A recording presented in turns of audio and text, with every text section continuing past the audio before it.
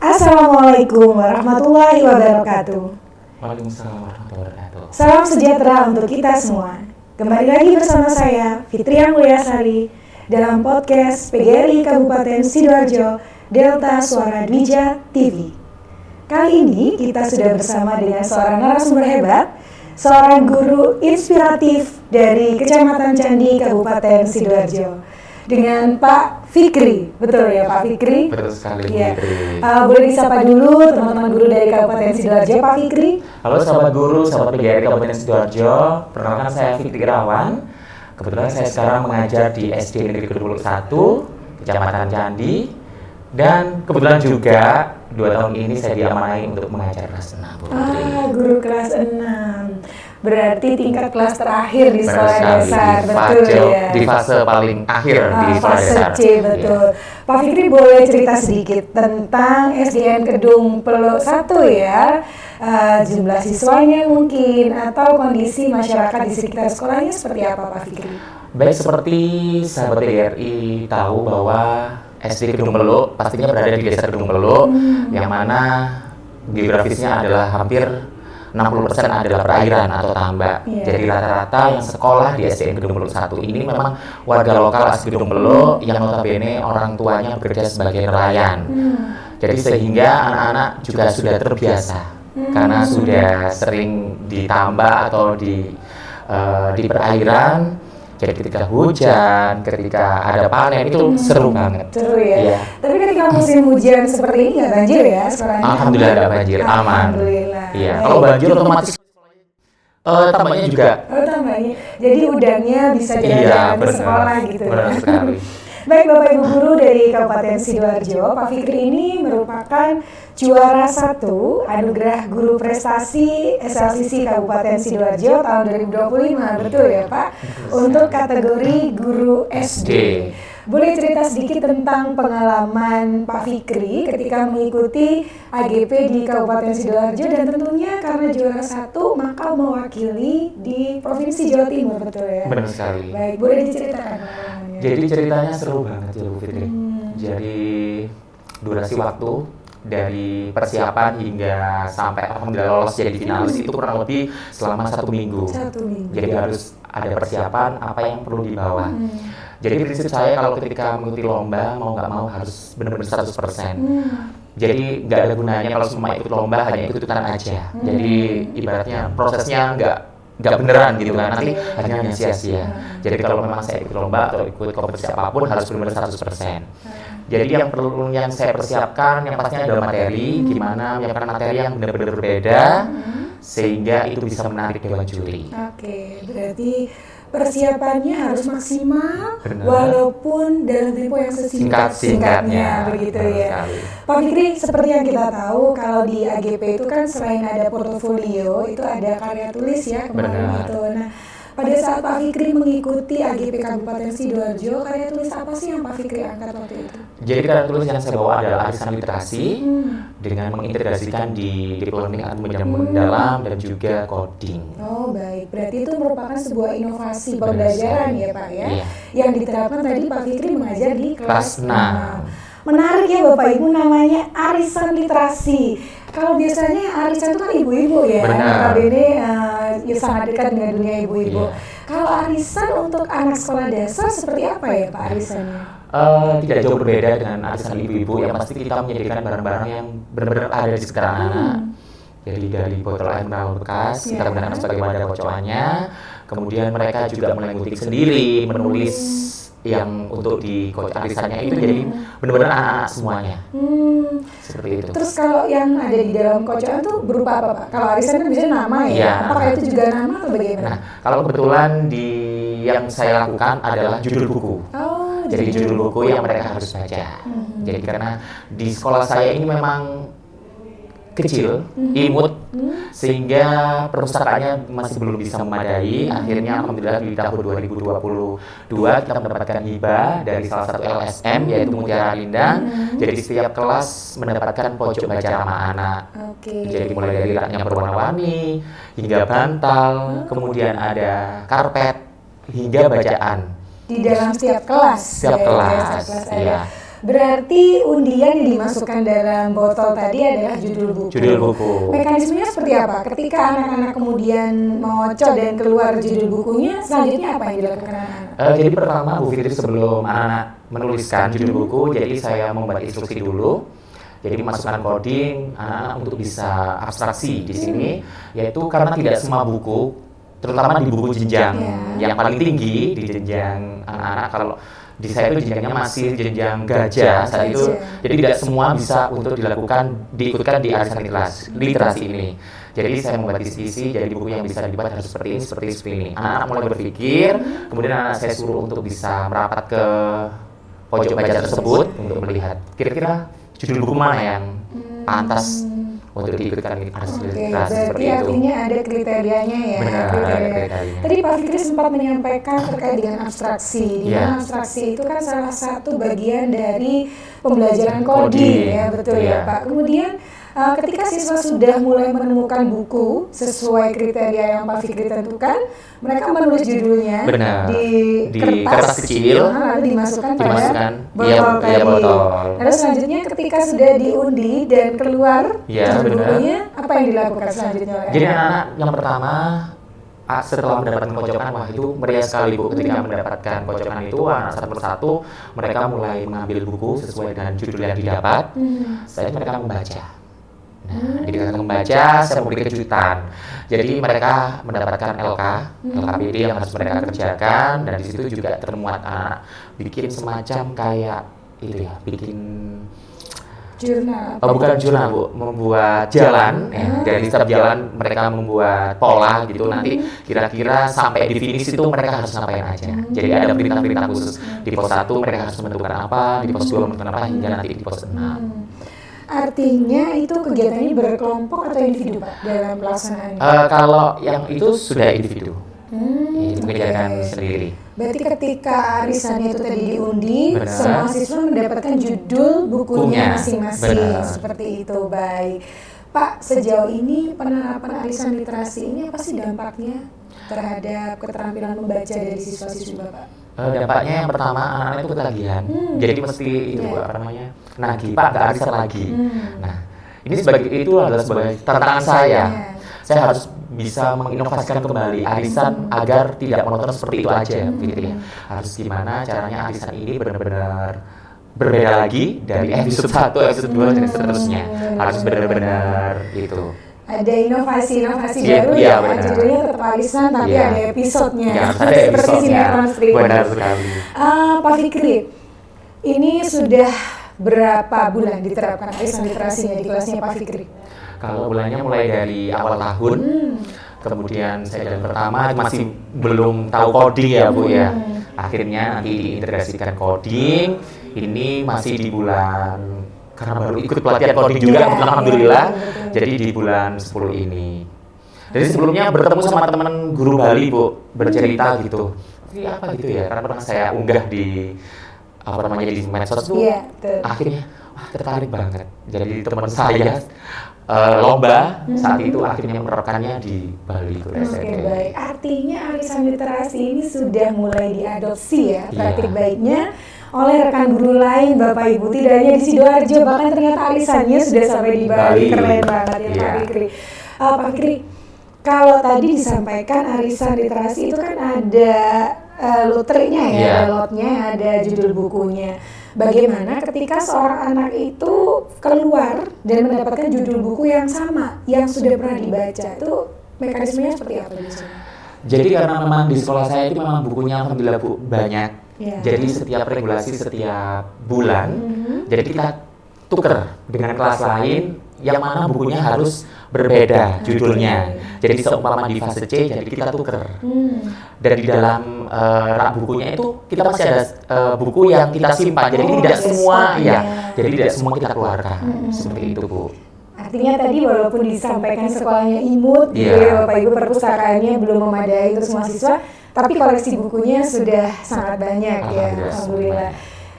Kalau kita tahu literasi itu kan tidak hanya tentang keterampilan membaca ya Pak. Benar. Dengan adanya arisan literasi ini sebetulnya keterampilan literasi apa sih yang sudah berkembang dari siswa-siswinya Pak Fikri di SDN Kedung Pelo 1 ya?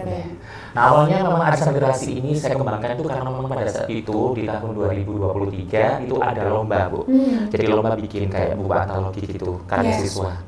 Memang anak-anak kalau memang nggak didampingi walaupun sudah kelas 6 ya seperti itu ya Bu ya, karena mungkin harus benar-benar jadi fasilitator agar anak bisa menyelesaikan tugasnya. Saat itu membuat tugas untuk membuat surat, bisa untuk surat gurunya, untuk presiden. Nah akhirnya kok kayak gini ya nggak selesai. Akhirnya saya buat pojokan. Pada saat itu yang saya tulis adalah tema besar.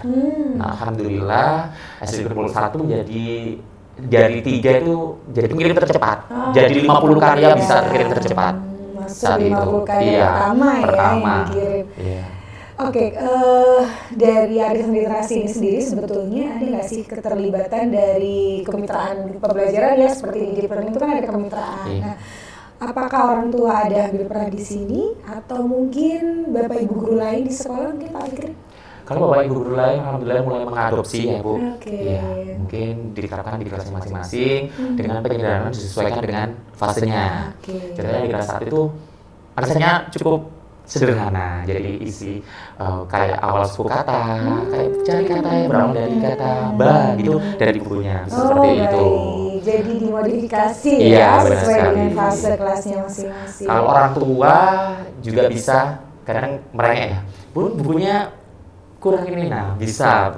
Anak-anak biasanya juga alumni sebelum mereka legalisir juga mereka membawa buku cerita kayak gitu. Artinya ada kontribusi ya dari wali murid untuk menambah koleksi bacaan di SDN Kedung Pelo 1. Salut untuk wali muridnya SDN Kedung Pelo 1. Pak Fikri, sebuah inovasi itu tentunya tidak lepas dari tantangan ya ketika kita menerapkan. Tantangan terbesar apa sih yang Pak Fikri rasakan ketika mulai menerapkan arisan literasi dan untuk menjaga keberlanjutannya? Nah, tantangan itu tadi sebenarnya sudah ditanyakan Bu Fitri. Bagaimana sih bukunya itu biar nggak itu aja, biar nggak mendapatkan. Itu salah satu tantangan terbesar. Karena selain kita mengandalkan dari biaya yang telah diberikan pemerintah untuk sekolah melalui BOS, karena memang tidak bisa maksimal ya Bu ya, karena memang hanya beberapa persen untuk kita berikan. Ya, makanya kita siasati anak-anak kalau memang di rumah ataupun alumni ataupun orang tua yang mempunyai buku cerita yang memang masih layak bisa dibawa ke sekolah.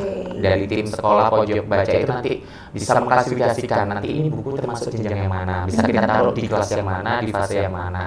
Itu tantangan terbesarnya. Tantangan terbesarnya berarti pengadaan buku ya. Kalau dari semangatnya anak-anak sendiri nih, ada nggak sih naik turun gitu ya? Kadang kan anak kecil itu bosen gitu ya Pak dengan hal yang sama, arisan lagi ada gitu nggak sih kalau menurutnya Pak Fikri? Pasti ada, pasti ada. Apalagi yang dapat pojokan paling akhir, aduh terakhir Pak gini. Jadi saya harus kita jaga moodnya. Jadi sebisa mungkin saya harus bisa mengkreativitas, menginovasikan kembali dengan menambah-nambahkan mungkin dari dari teknologi, mungkin arisannya nggak hanya dari pojokan, bisa kita teknologi seperti itu kayaknya gitu sih. Gitu ya, ya. Kalau kita tahu sekarang memang banyak platform buku digital ya Pak ya, bahkan dari Kementerian Pendidikan pun menyediakan ada SIBI, Sistem Informasi Perbukuan, kemudian dari Balai Bahasa Jawa Timur pun juga ada buku-buku yang bisa dipakai ya Pak ya. Pak Fikri, ada kepikir nggak sih ketika Bapak berupaya untuk, ini kan tujuannya tentunya meningkatkan kecintaan anak-anak terhadap buku ya Pak ya, sembari meningkatkan keterampilan literasi anak-anak. Yang paling besar impact-nya dari kegiatan arisan literasi ini sebetulnya peningkatannya di keterampilan membacanya kah, ataukah keterampilan menulis atau keterampilan berbicara? Yang paling besar menurut Bapak yang mana? Paling besar adalah keterampilan membaca. Jadi selain anak-anak membaca sendiri. Jadi kita di sekolah punya 4 program membaca, Bu Fitri. Yang pertama ada membaca mandiri, membaca berpasangan, membaca bersama, dan juga membaca nyaring. Nah, keempat ini juga ada porsinya masing-masing yang cocok kita lakukan di setiap fase atau di setiap kelas. Selain itu juga kita juga meminta bantuan wali murid yang ada di rumah. Anak-anak kan bisa pinjam tuh Bu di pojok baca. Jadi mereka bisa pinjam buku, kemudian di rumah bisa dibacakan oleh orang tuanya. Berarti keterampilan membaca ya. Kalau membaca itu kan termasuk dalam memahami juga ya, memahami apa yang mereka baca. Pak Fikri, ada nggak sih testimoni gitu ya, mungkin dari wali murid atau mungkin dari anak-anak terkait dengan program atau inovasi arisan literasi ini? Testimoninya seperti apa kira-kira? Testimoni yang pernah saya dapat itu lucu. Gimana? Ya, lucu. Apalagi orang tua. Lucu ya Pak, ya lucu Pak. Karena Bapak bisa mengintegrasikan arisan yang kerap dengan ibu-ibu dibawa ke sekolah. Lucu ya Pak Fik, anak-anak kok semangat gitu lihat videonya. Wah, gitu. Komen-komennya seperti itu, Bu. Saya pun pertama kali dengar juga kayaknya arisan. Seru nih apa nih di dalam kelas ada arisan gitu. Walaupun belum dapat uang ya, Bu. Oke. Kalau dari kepala sekolah sendiri gimana ya Pak? Kira-kira sebuah program atau inovasi yang kita lakukan itu kan tentunya gregetnya akan lebih terasa ketika pimpinan lembaga itu memberikan respon positif. Kalau di sekolah Pak Fikri sendiri bagaimana dukungannya? Kalau dari ibu kepala sekolah sendiri pasti mendukung dengan juga bisa memberikan masukan-masukan. Kayak gini Pak harusnya ada mana? Kalau bagus ya kita laksanakan. Iya. Bagus, jadi kalau bisa ditambahkan gitu. Baik. Pak, apa sih triknya atau tipsnya ya untuk menjaga konsistensi program inovasi arisan literasi ini?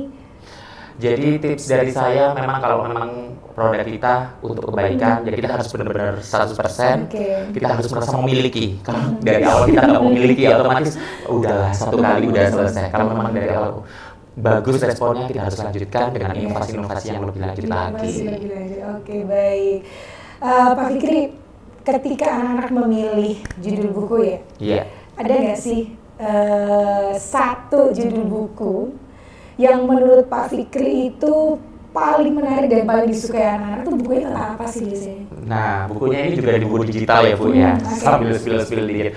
Jadi awal pertama saya suka banget dengan literasi itu karena memang saya diberi kesempatan untuk membaca nyaring dan videonya dimasukkan di salah satu platform yaitu di apa ya, literasi Cloud saat itu. Jadi judulnya Bayi Jerapah di Matahari.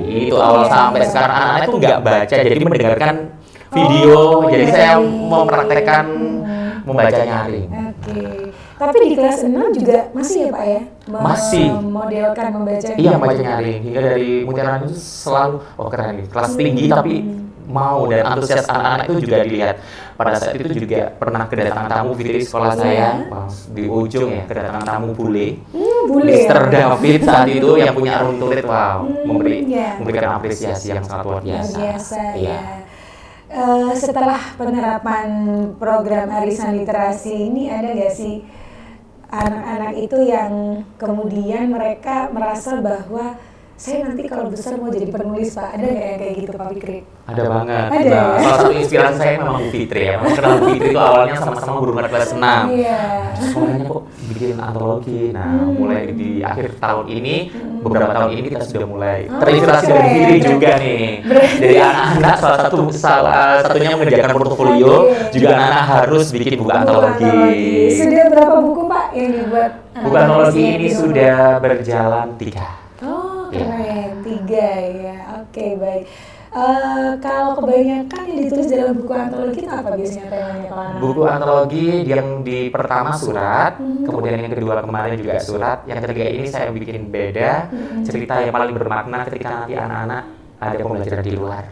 Ini masih ghost to ini. Ini OTW ya. Buku selanjutnya. Benar. Pak Fikri, kalau teman-teman guru di Kabupaten Sidoarjo atau mungkin dari sekolah lain ingin mengadopsi arisan literasi, langkah awal apa sih, langkah kecil pertama yang harus dilakukan teman-teman itu apa kira-kira? Langkah kecilnya pastinya kalau harus cinta sama literasi dulu dong Bu. Nanti saya juga menyediakan kok buku panduannya. Iya, ada buku panduannya. Dibagi ya, dibagi siap. Oke, cinta literasi dulu dari gurunya. Kemudian langkah berikutnya apa? Langkah berikutnya memang harus menyediakan buku ya Bu. Baik. dengan buku, kemudian mungkin dari hal yang paling mudah kalau memang nggak ada kertas, nggak ada wadah, bisa bikin dari spin wheel atau apa kan bisa. Iya, betul, kocokan online Iya, gitu. Jadi online. tidak harus menggunakan botol, tapi Iya. kayaknya lebih klasik gitu ya. Benar, lebih klasik karena yang paling ditunggu-tunggu. Arisan Iya. banget itu kan, arisan. Oke, berarti tadi Pak Fikri menyampaikan selain gurunya harus cinta literasi Iya. dulu, siapkan bahan bacaannya Iya. ya. Tentunya ketika kita memilih bahan bacaan, kalau sekolahnya Pak Fikri tadi kan ada labeling buku Iya, ya, ada yang labeling sudah buku, dibantu oleh penjajanan. Mutiara Iya. Indana. Berarti kalau teman-teman nih, Bapak Ibu guru di Kabupaten Sidoarjo yang ingin menerapkan arisan literasi, selain menyediakan buku, kita juga harus punya keterampilan untuk penjejakan buku gitu Iya. ya Pak. Oke. Tapi kalau sekarang seperti Pak Fikri sampaikan tadi ya, tidak ada buku cetak pun tetap bisa didapatkan karena banyak sekarang sekali. Iya. banyak buku Iya, digital. banyak buku digital. Oke. Pak Fikri ada saran nggak sih kepada Bapak Ibu guru di Kabupaten Sidoarjo khususnya terkait bagaimana sih menggerakkan literasi gitu di sekolah masing-masing supaya literasi ini betul-betul menjadi sesuatu yang dicintai gitu Pak Fikri? Yang paling penting bagaimana kita jangan malu. Sesederhana pun inovasi tetap harus kita lakukan. Kan belum tahu. Ya memang kadang yang lebih sederhana itu yang bisa Betul. bermakna bagi anak-anak seperti itu, Bu. Jadi yang pertama kita harus cinta buku, harus cinta membaca.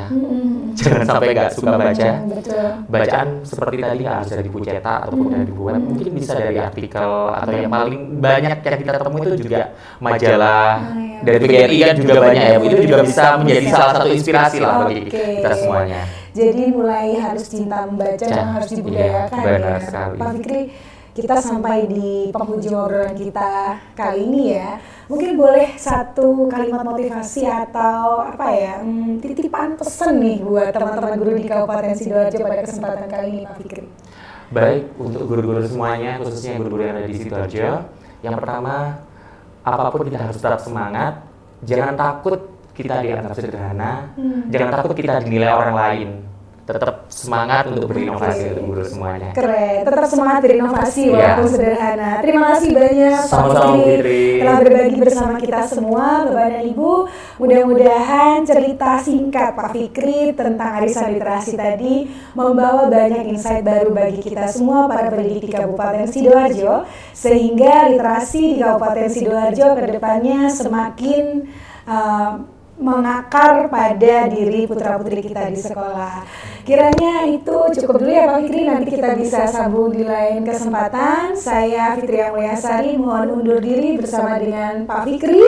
Terima kasih banyak Bapak Ibu yang sudah menyaksikan podcast kita sore hari ini. Sampai jumpa. Wassalamualaikum warahmatullahi wabarakatuh. Waalaikumsalam warahmatullahi wabarakatuh.